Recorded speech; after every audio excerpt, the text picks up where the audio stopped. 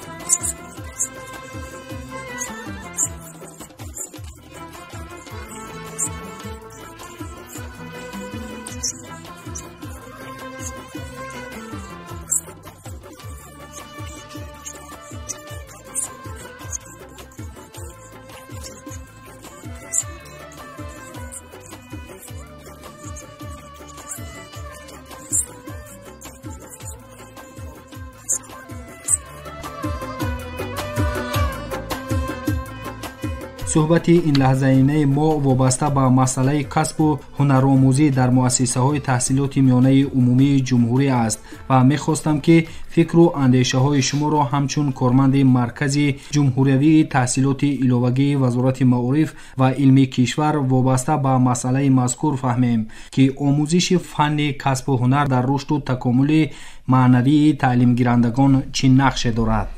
بله، تشکر. یکی از فن‌های مهم تعلیمی که در مؤسسه‌های تحصیلات میانه عمومی جمهوری آموزش آن در برابر دیگر فن‌های تعلیمی براه مانده شده است، این به واسطه تعلیم فن کسب و هنر می باشد. آموزش فن مذکور برای هر یک شهروند، مخصوصاً برای کودکان و نورسان و جوانان وابسته به طلبات انسان و احتیاجات جامعه بسیار مهم است. اصلا هدف از تعلیم و تحصیل و آموزش یا اینکه علم آموزی شخص این صاحب کسب و صاحب هنر شدن از روی سمت معین انتخاب نموده خود شخص است. تعلیم فن کسب و هنر که هنوز از صنف 1 آغاز می‌یابد و طی 10 سال تعلیم، یعنی از صنف 1 تا صنف 10 آموزانیده می شود، در دوام این مدت معین یا اینکه کافی تعلیمی تعلیم گیرنده را وادار می‌سازد که برای خود کسب و هنر دلخواه را انتخاب نماید و با آن میل و رغبت داشته باشد. وابسته به همین مقاله خوب و به مورد خلقی است که برای یک مرد یا که برای یک شخص 40 هنر کم است. پس وقتی تعلیم گیرنده در مؤسسه تعلیمی فن‌های عمومی تعلیمی مقرر کرده بند 21 استاندارد دولتی تحصیلات عمومی جمهوری تاجیکستان، یعنی هر یک زینه وابسته به سمت معینی، مثلا روند تعلیم و تربیه، یک سند معیاری حقیقی را دارد که برای زینه مثلا تحصیلات میانه عمومی صنف 1 و 11 استاندارد تحصیلات میانه عمومی قبول کرده شده است و یعنی که روند تعلیم و تربیه تنها در دایره مقررات یا که طلبات همین استاندارد براه مانده می شود و همین در بند 21 همین استاندارد که همین بند طلبات عمومی با مضمون اساسی تحصیلات عمومی را دارد و در همین بند فن‌های تعلیمی که باید به واسطه در زینه مؤسسه‌های تحصیلات عمومی آموزانیده شوند، این فن‌های زبان مادری، ادبیات، زبان دولتی، زبان روسی، زبان‌های خارجی، الفبا و متن نیوگون، متماتیکا، الگبرا، گیومتریا، فیزیک، شیمی، طبیعت شناسی، بیولوژی، اکولوژی، جغرافیا، اساسهای اقتصادیات، تاریخ خلق تاجیک، تاریخ عمومی، تاریخ دین، معرفت عائله داری، اساسهای دولت و حقوق، باز حقوق انسان، تکنولوژی اطلاعات، تکنولوژیا، یعنی که نمی تعلیمی مهنتی که ما اطراف صحبت داریم، بعد صنعت تصویری و مهنت، سرود و موسیقی، نقشه کشی، تربیت جسمانی، آمادگی دفاع حربی، یعنی که 29 فن تعلیمی رو مثلا تعلیم گیرندگان از صنف 1 تا صنف 11 در دوره نمی مقررات استاندارد در دوام 11 سال تعلیم و تحصیل از خود میکنند. تعلیم گیرندگانی رو من با خوردن ممکن است که به واسطه به آموزش فن زبان ها توجه دارند که در دوره اگر همین طلبات استاندارد گیریم، خب بعضی طلبه های هستند که به واسطه به آموزش مخصوصی فن های دقیق تکنیکی یا اینکه فن های طبیعت شناسی، ریاضی یا اینکه به آموزش فن های مثلا تاریخ و حقوق، یعنی که گومانیتری، یعنی که هر یک خواننده، هر یک شخص وابسته اکنون به میل خواهش و درکی همون فن، یعنی که فن‌های الهیده رو انتخاب میکند و از پی آموزش اون در دوام همین سالها میشود. لیکن با وجود آموزش فن‌های دلخواه و انتخابی کسب و اختصاص‌های گوناگون، همه تعلیم گیرندگان در دوام سالهای تحصیل در مؤسسه‌های تحصیلات میانه عمومی باز به آموختن تعلیم و فن‌های کسب و هنر از جمله همین تکنولوژی، تعلیم، مهنت، صنعت تصویری و مهنت در برابر آموزش همین مثلا فن‌ها کسب و هنر معینی رو از خود میکنند. خب سلامت باشید. مهمیت تعلیم فنی تکنولوژی تعلیمی مهنت رو چه خیلی ارزیابی کردن ممکن است؟ یعنی آموزش فنی تکنولوژی تعلیم مهنت در جامعه و برای تعلیم گیرندگان چی میدهد؟ درست است. یک چیز در اطراف همین صحبتی که داریم یک نکته رو ما قید کردیم که مثلا خوانندگان که در زمینه تحصیلات ابتدایی همین فن تکنولوژی، یعنی که تعلیم مهنت رو در شکل و با نام صنعت تصویری و مهنت از خود میکنن. اکنون سبالی در سنفو یک و چور اکنون صنعت تصویری و مهنت با چی مضمون، یعنی که خواننده خودش اکنون حاضر و خواننده صنف یک از کوی همین یکم صورتی رو میکشد، مثلا صورت گل یا صورت یکم نهال یا صورت یکم خونه و همین رو بله و همین رو میتواند که با سازد. مثلا از کاغذ گل ساختن ممکن است که از کاغذ مثلا طرح یک خونه رو ساختن ممکن است. دیگر اون طرحی که بالاتر قید کردیم موافق مقررات استاندارد دولتی تحصیلات عمومی در جمهوری تاجیکستان تعلیم گیرندگان در دوام سالهای تحصیل از صنف 1 تا 11 گفتیم که 29 فن تعلیمی رو از خود میکند و کی یک از این فن‌های تعلیمی این فن تکنولوژی تعلیم مهنت میباشد. آموزش و از خود کردن کسب و هنر تعلیم گیرندگان رو در برابر گرفتن تحصیلات اساسی و یا تحصیلات میانه عمومی اساسی صنف 9 میانه عمومی صنف 11، یعنی که باز با نازکی ها و مخصوصیت های کسب و هنر، مخصوصا هنرهای مردمی و برای حیات هر روزه در کاری آشنا بشوند. مخصوصا عادی ترین هنرهای دوریدگری، کارکرد چوب تراشی، درو تیرزه سازی، کندکاری، کفشگری، آهنگری، شینیدن گل و بوتا و نهال و پرورش آنها اکنون برای پسران یک نکته رو همین جو قید کردن و مورد است که در آموزش فن تکنولوژی، یعنی که تعلیم مهنت خوانندگان صنف 5 مثلا تا 10 گفته میآموزند، اینها از روی جنسیت به گروه ها جدا میشوند. مثلا گروه های پسران علاوه میخوانند و دختران علاوه. اکنون وابسته به کسب و هنری که آنها از خود میکنند. و برای دختران باشد هنرهای دوزندگی، گل دوزی، زر دوزی، چکن و تاقی و جامه دوزی و هنرهای عموما پزندگی و قنادی و خوراکپزی و امثال اینها آموزانده می شود. اگر به طور مقایسه آموزش فن تکنولوژی تعلیم مهنت را نسبت به سالهای تا صاحب استقلالی گیریم، پس اون وقت اکثر مؤسسه‌های تعلیمی با مثلا تکنیک ها، با ماشین ها، نمودی ماشین های نقلیات بارکش که در آنجا خوانندگان در برابری مثلا از خود کردن فن تعلیمی تکنولوژی تعلیم مهنت آنها کسب رانندگی رو هم از خود میکردند. یا که اکثر مؤسسه‌های تعلیمی تراکتور داشتند. برای چه تراکتورها داشتند در نزد مؤسسه‌های تعلیمی؟ برای اون که آنها به واسطه با تمام مؤسسه‌های تعلیمی زمین‌های خوجگی برای کارهای استحصالی، مثلا برای باغ و نهالشنانی، باغداری و پالیدی و امثال اینها زراعتکاری کردن زمین جدا شدگی بود. برای همین برای آنها تراکتور جدا شده بود و آنها با استفاده از همین نقلیات ها میتونستند که پس از تعلیم یا که در روند من وقتی معین تعلیم رفته اساسا فن تعلیمی پس از درس های مثلا فن های اساسی مثلا فن های زبان مادری و تاریخ و مثلا متماتیک و فیزیک شیمی امثال اینها به نقشه گرفته میشود موافق نقشه های تعلیمی و آنها میتونستند که روان در همین استحصالات هم آموزند و هم به طور عملی رفته همین اجرا کنند. اینه که از خود کنند. حالا باشد اکنون با نظر داشت دسترسی تکنیک و تکنولوژی معاصر زمانوی و دسترسی به شبکه‌های بین المللی اینترنت дар назди ҳамаи муассисаҳои таълимӣ омӯзишу таълими фанни технология ба роҳ монда шудааст ки омӯзгорону таълимгирандагон аз он самаранок истифода менамоянд. замона замонаи истифодаи техникаву технологияи иттилоотӣ ва таҷҳизоти замонавӣ мебошад. айни замон ҷои воситаҳои касбу ҳунарҳое ки ба солҳои пеш гуфтем акнун ё ки то соҳибистихона ба таври дастӣ иҷро мешуданд, ҷои онро воситаҳо ва техникаву технологияи муосир гирифтаанд. ҳоло ба ҷои ҳунарҳои масалан дастии расму сураткашии пештара, тавре ки ҳамагон хабар дорем, ҳунарҳои компютерии тарҳи он ашё ва ҳар чизе ки бошад чунин технологияо гирифтагиаст.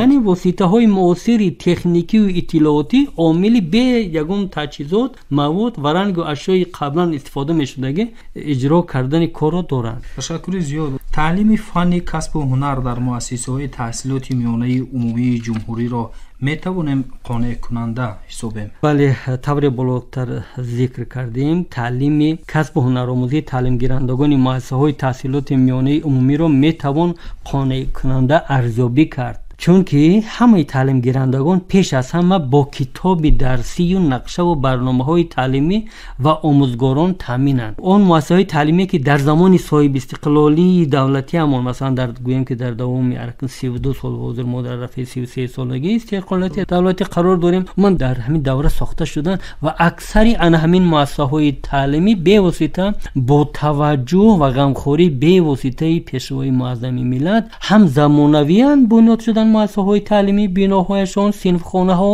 ва ҳам бо синфҳои муҷаҳҳази техникиву технологӣ, воситаҳои иттилоотӣ, махсусан алоқамандӣ бо шабакаи байналмилалии интернет пайвасту алоқамандӣ доранд. барои омӯзгорони фанни технология таълими меҳнат аз ҷониби вазорати маориф ва илми ҷумҳурии Тоҷикистон барнома ва модули намунавии таълимии курси омӯзишӣ барои омӯзгорони фанни технология таълим меҳнат оид ба муносибати салоҳиятнокӣ ба таълим таҳия ва ба тасдиқ расонида шуда чоп шуд ва дастраси ҳамаи омӯзгорони муассисаҳои таълимӣ гардонида шудааст ки омӯзгорон дар доираи нишондоди маводи мазкур таълими фанни технологияро аз худ менамоянд. хоб, саволи дигар чунин аст ки солҳои охир истилоҳи салоҳиятнокӣ дар соҳаи маориф тавассути воситаҳои ахбори омма ва умуман дар соҳаи маориф бештар садо медиҳанд. салоҳиятнокӣ яъне ин чист? чӣ маъне дорад? бале, дуруст. бисёр саволи ба маврид аст ки дар ҳамин шабу рӯз масалан дар тамоми зинаҳои муассисаҳои таълимӣ мафҳуми салоҳиятнокӣ бештар масалан вомехӯрад, бештар садо медиҳад ва бештар дар доираи ҳиссу эҳсоси масъулиятнокӣ аз омӯзгорон ва дар баробари ҳамин аз таълимгирандагон ҳам ҳамин чиз талаб карда мешавад. мафҳуми салоҳият аслан ба маънои маҷмӯи дониш, малака,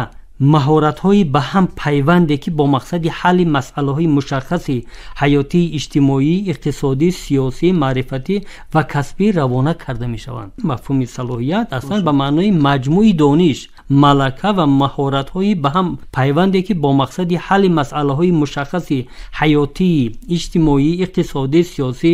маърифатӣ ва касбӣ равона карда мешаванд. вобаста ба дарки маънии мафҳуми салоҳиятнокӣ дар баъзе аз адабиёти илмӣ мафҳумҳои салоҳият яъне ки қобилият, малака ва маҳорат низ истифода бурда мешавад ки инҳо метавонанд ки вобаста ба гӯем ки мазмуни ҳамон ё ки матн аст ё ки ҷумла аст якдигарро пурра кунанд, мукаммал гардонанд ё ки ҷо якдигарро иваз кунанд. яъне салоҳиятнокӣ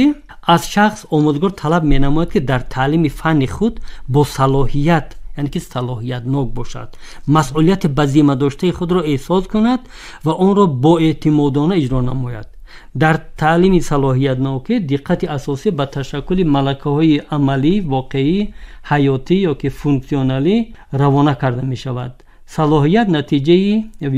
ё ин ки маҳсули аз худ кардани дониш, малака ва маҳорат мебошад, тавре ки болотар қайд кардем. хоб, оё таълимгирандагон имконияти ба таври пурра ва мукаммал аз худ кардани фанни технологияи таълими меҳнатро дар муассисаҳои таълимӣ доранд? бале, албатта доранд. хушбахтона чунин шароит барои ба таври мукаммал аз худ кардани касбу ҳунар барои таълимгирандагон мавҷуд аст. имрӯз дар ҷумҳурӣ дар назди раёсату шӯъбаҳои маориф 84 марказҳои таҳсилоти иловагӣ амал карда истоданд ва акнун вазифаи марказҳои таҳсилоти иловагӣ аз чӣ иборат аст? وظیفه مرکزهای تحصیلات ایلوگی از به طور ایلوگی پس از تعلیم اساسی که خواننده تعلیم گیرنده در مؤسسه‌های تحصیلات عمومی و مثلا یا خواننده صنفی 5 باشد یا 6 یا 7 8 9 10 یا 11 وقتی که در مؤسسه تحصیلات اساسی میانه عمومی تحصیل میکنن بیرون از وای پس از درس و اگر میل خواهش و شوق و رغبت داشته باشد و میتواند از روی سمت معین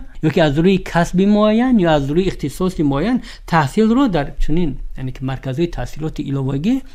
دوام بدهند و در امروز در نزد چنین مرکزهای تحصیلات ایلوگی شهر و ناحیه‌های جمهوری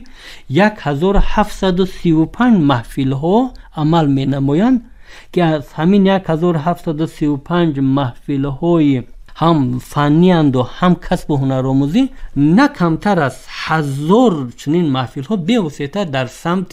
فنی تکنولوژی من کسب و هنرآموزی اند. مثلا دوزندگی، دوریدگری، پزندگی، خوب گلکاری، سبد بافی، قالین بافی، ادرس بافی و امثالی اونها، یعنی که محفل هایی که به واسطه به سمت هنرمندیان عمل می نمایند که همین مرکزهای تحصیلات ایلوگی در مجموع 64719 نفر تعلیم گیرندگان رو به چنین محفل ها جلب کردند. علاوه بر این هنوز سال گذشته موافق دستور وزیر معارف و علم به تمام ریاست شعبه های معارف جمهوری دستور به واسطه داده شد در سال اون که نه یک در نزد مرکزهای تحصیلات ایلوگی، اینا در مرکزهای تحصیلات ایلوگی اساسا در نزد ریاست شعبه معارف عمل میکنند و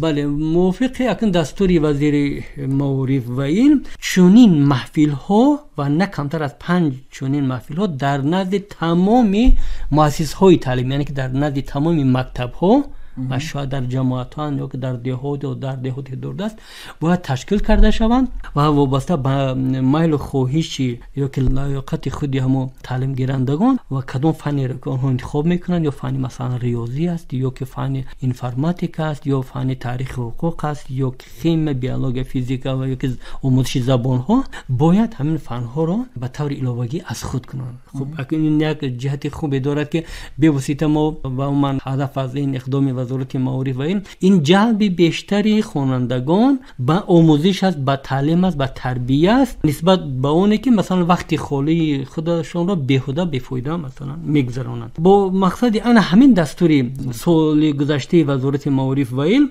در نزد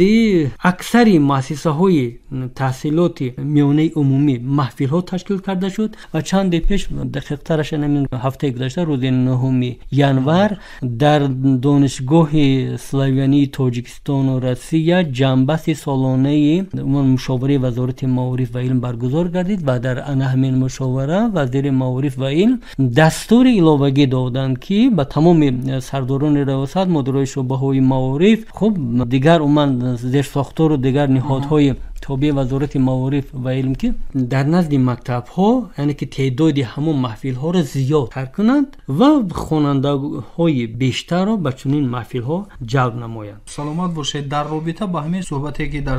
زمینه سوال آخری پیشنهاد نموده من داشتم، منظور من اون است که تفتیش فن تعلیم مهنه در مؤسسه‌های تعلیم میانه چگونه براه مانده میشود؟ آیا وقتی که از شعبه و ریاست‌های وزارت برای تفتیش نمودن میبیان قناعتمند هستند؟ چگونه بله بسیار سوالی بجوات. مثلا سال گذشته در روزنامه جمهوریت من در یادم دارم، حتی از یادم میدونم که 18 اپریل در روزنامه جمهوریت یک مقاله با نام آیا فن موسیقی نودرکار است به همین مضمون مقاله بسیار مهمی پرابلموی به نشر رسید و در زمینه همین مقاله بسیار چاره‌بینی های خوبی مثلا دستورهای شدن هم از جانب حکومت جمهوری و هم از جانب وزارت معارف و علم که واقعا هم درست است که فن مثلا سرود و موسیقی بسیار چیزی مهم است. بسیار مثلا برای خواننده بیشتر میل خواهش خواننده رو جلب میکند به همین مثلا وای آهنگ است، سرود است و به همین مؤسسه حاضر شدن که همون آهنگ یا که همون موسیقی را همون سرود شنود از یاد کند خوند و فهمش دانشش را زیادتر گرداند. در مسئله این سوالی که شما دادید واقعا فن تکنولوژی بسیار فن مهم است. ببینید که در همین پیام نوبتی و در پیام های قبلی هم جناب عالی به مسئله کسبیتی تعلیم گیرندگان بسیار ایرادها گرفتند، بسیار دستورها دادند و با نظر داشت همین امروز در مسائل تحصیلات ابتدایی و میانه کسبی جهتی مثلا به طور موافق طلبات یک زمانه برای ماندن کسب از خودکنی من تعلیم گیرندگان تمام چاره ها اندیشیده شدند و مهمترین مثلا اقدامی که پیشوای ملت همگی چند روز پیش عملی گردانیدند این کمیته اوید به مؤسسات تحصیلات ابتدایی و میانه کسبی رو تأسیس دادند و هدف از این یعنی که باز هم به طور مثلا ضروری در کاری و موافق طلبات جهان معاصر تیار کردن تعلیم گیرندگان وابسته به کسبیت آنها است، برای که بازار مهنت جمهوری به چنین تعلیم گیرندگان به نهایت احتیاج دارد، نیاز دارد و البته فن تکنولوژی هم در برابر دیگر فرهنگ‌های تعلیمی از جانب مسئولین از جانب مثلا به واسطه وزارت معارف و علم و از جانب ریاست و شعبه‌های معارف ولایت شهر ناحیه ها در زیر نظارت همیشگی قرار دارد و همه وقت و همه ساله در دوام اومن در نیم ساله یکم و در نیم ساله دوم این مسائل ها یا در نتیجه سنجش مؤسسه های فن از جمله تکنولوژی تعلیم مهنت در هیئت مشاوره وزارت معارف و علم و در جلسه نظارت نزد وزیر معارف و علم بررسی میشوند، قرارهای داخلدار قبول کرده میشوند و جهت برطرف کردن اون کمبودی و نارسایی هایی که مثلا آشکار میشود چاره‌های مشخص اندیشیده میشوند. سپاس زیاد. یعنی ما با باوری کامل گفته میتوانیم که آموزش فن تعلیم مهنت در مؤسسه‌های تحصیلات میانه عمومی جمهوری خاصتا در دهها جایها در آینده به طور باید شاید برای مانده می شود، به طور بسیار مهم و ضروری برای مانده می شود. برای چه؟ برای اینکه ببینید میبخشید من صحبت شما رو بریدم. ببینید که اینه که مثلا خواننده 11 سال در مؤسسه تعلیمی تحصیل میکند، گفتیم که فن تکنولوژی یعنی که تعلیم مهنت رو هم از خود میکند و در برابر اون که بگذار مثلا پس از ختم مؤسسه تعلیمی یا طبیب شود یا آموزگار شود یا مثلا مهندس یا اینکه مثلا دیگر سوی صنعت دیگر یا حقوق شناس، لیکن اینه که مثلا یا یگم نمود دوریدگری یا یگم نمودی مثلا با کارکردی چوب یا اینکه دوزندگی یا پزندگی یا دیگر اون کسب هنر را از خود میکند، این علاقه برای وای یک کسبی الوهیده است که در دوام از خود کردن که گرفتن اتستات و با کسب هنر رو هم از خود میکند سوی کسب میگردد. سلامت باشید. واقعا در همین ردیف من از شخصیت خودم مثال میارم که پیوست نمودن نقل ها رو در درس کسب و هنر شخصا من از آموزگار در مکتب میانه آموختم. بریدن من این شیشه تیرزی که در نزد ما شما است با کدام طرز بریدن با چین کردن وصل کردن همین تیرزی رو من در مکتب میانه آموختم و امروز من شاهدم که در یک دهه نه اونقدر از پایتخت دور است حتی چینخانه کسب و هنر ندارد. ببینید من حاضر گفتم که در زمان صاحب استقلالی اگر امروز در جمهوری نزدیک 4000